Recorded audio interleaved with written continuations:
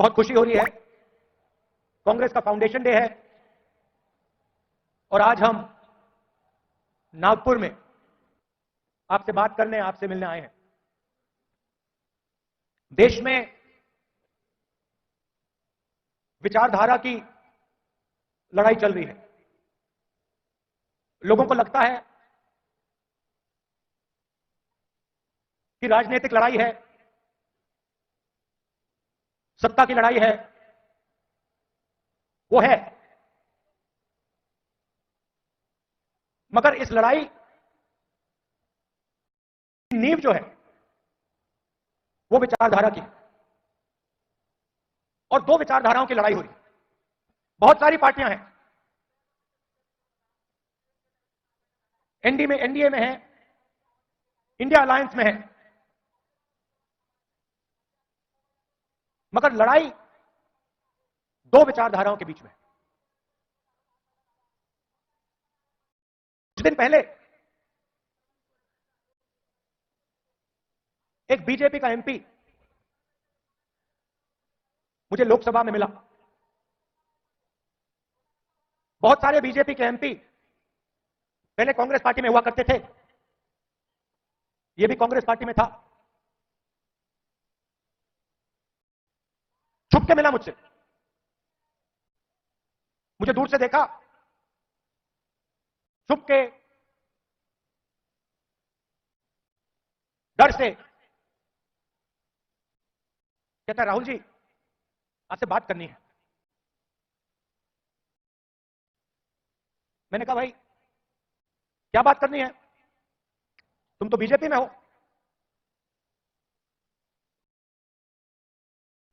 और फिर उसके चेहरे पे थोड़ी सी टेंशन दिख रही थी। तो मैंने पूछा सब कुछ ठीक है क्या? मैंने सोचा शायद घर में कोई बीमार हो, कोई दुर्घटना हो गई हो। मैंने पूछा सब कुछ ठीक है? कहता है नहीं। क्या हुआ? राहुल जी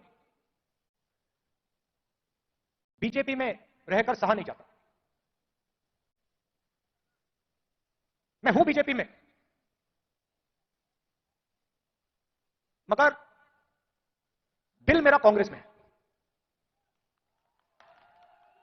तो मैंने कहा भाई दिल तेरा कांग्रेस में, शरीर आपका बीजेपी में।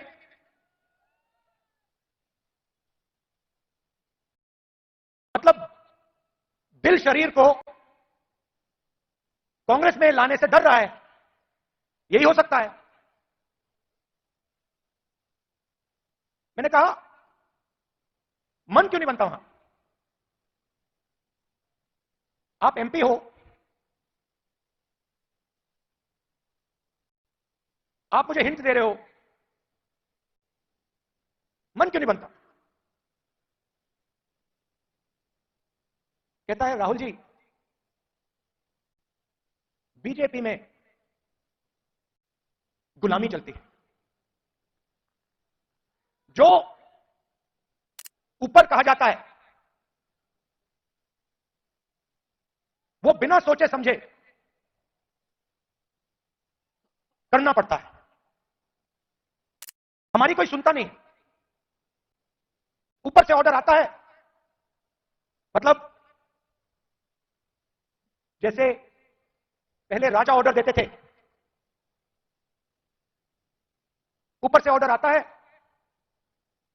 और उसका पालन करना पड़ता है। अच्छा लगे ना लगे, चॉइस नहीं होती। आपको याद होगा हमारे जो पीसीसी प्रेसिडेंट हैं पटोले जी, ये हैं, इन्होंने प्रधानमंत्री से एक सवाल पूछ लिया था। एक सवाल पूछा था किसानों के बारे में। क्या सवाल था? हाँ, तो सिर्फ एक सवाल पूछा। सवाल था जीएसटी जो आपने लगाया उसमें किसानों का क्या हिस्सा होगा? मोदी जी को सवाल अच्छा नहीं लगा, पटोले जी आउट हो गए। तो उनकी विचारधारा राजाओं की विचारधारा है।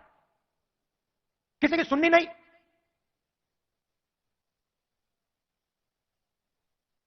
ऑर्डर ऊपर से आएगा, आपको ऑर्डर का पालन करना पड़ेगा। कांग्रेस पार्टी में आवाज नीचे से आती है।